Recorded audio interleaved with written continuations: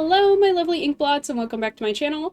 Hi, if you're new here, my name is Ash, and I am an LGBTQ+ author, and today I wanted to talk about one of my most recent reads, which really caught me off guard. So this past holiday season, I ended up getting a lot of gift cards to my local bookstore. When I was scouring the shelves, I mostly picked volumes of series that I was already familiar with, or ones that were directly recommended to me.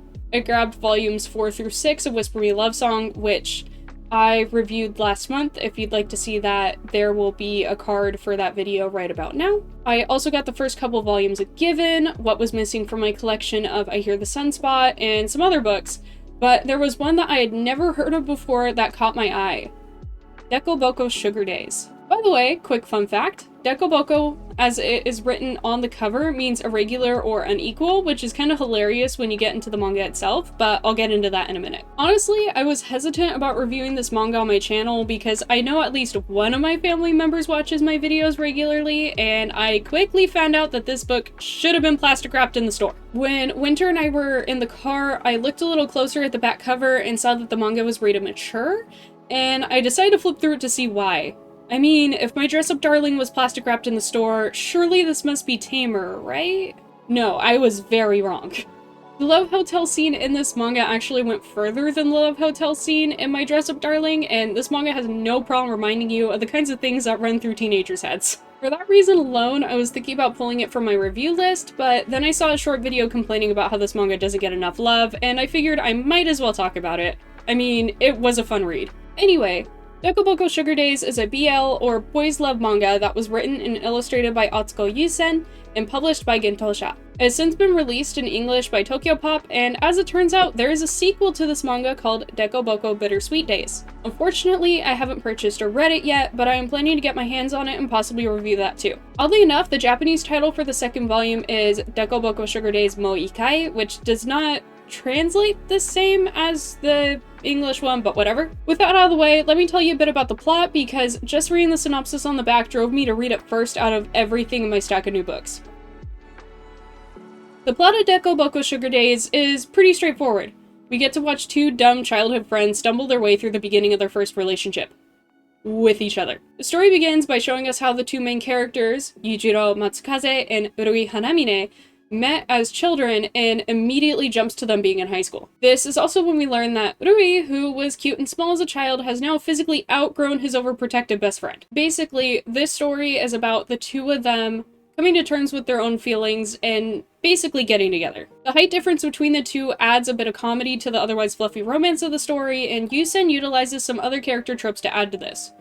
For example, in the beginning of the story, Yujiro has a hard time dealing with his feelings toward Rui, and this manifests him doing outrageous things to dispel his thoughts. Basically, the shorter one is a tsundere. Who would have thought? Anyway, as I mentioned before, the manga basically focuses on the two of them coming to terms with their feelings, beginning their relationship, and developing as an established couple. That's basically it, there's not much else to say. Also, there's a bonus chapter that involves the characters celebrating New Year's Eve together, and I just so happened to be reading it on New Year's Eve, so this lined up very well. Perfect timing.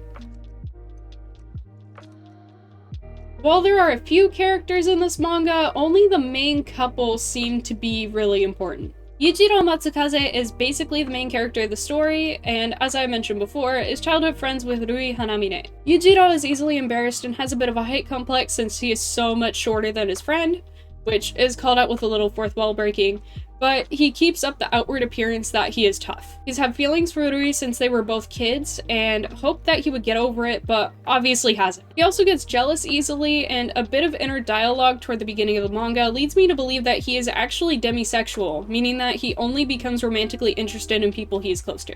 Anyway, on to Rui. Rui Hanamine is Yujiro's love interest, and is the cuter of the two characters. Despite being about 6 feet tall, he's very clumsy, a bit ditzy, and kind of feminine. However, unlike how a character like this may be treated in a different kind of story, these traits don't cause any problems for Rui, and it's refreshing to see a character like this be himself and not get ridiculed for it.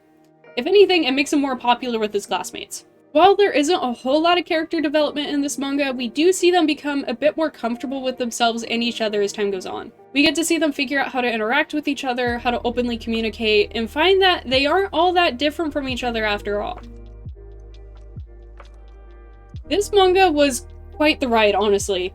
I was dying from laughing through a good portion of it, and it was exciting to see how Yujiro and Rui's interactions shifted as their relationship progressed. If you are of the legal age to consume this kind of content and don't mind a cute story with quite a bit of spice added in, then I would recommend this manga. Since I don't want to spoil all that much of what happens in this manga, I am going to leave this review here. This review is probably going to end up being a lot shorter than my Whisper Me a Love Song review, but, I mean, this manga was kind of a standalone thing because I didn't have volume 2. But next month, I'm going to be reviewing a series of Yuri anthologies, so keep an eye out for that. Anyway, thank you so much for watching the video. If you like this video, give it a like, subscribe, let me know what you think in the comments below. I am still very new to reviewing manga. And yeah, I hope to see you next time. Bye!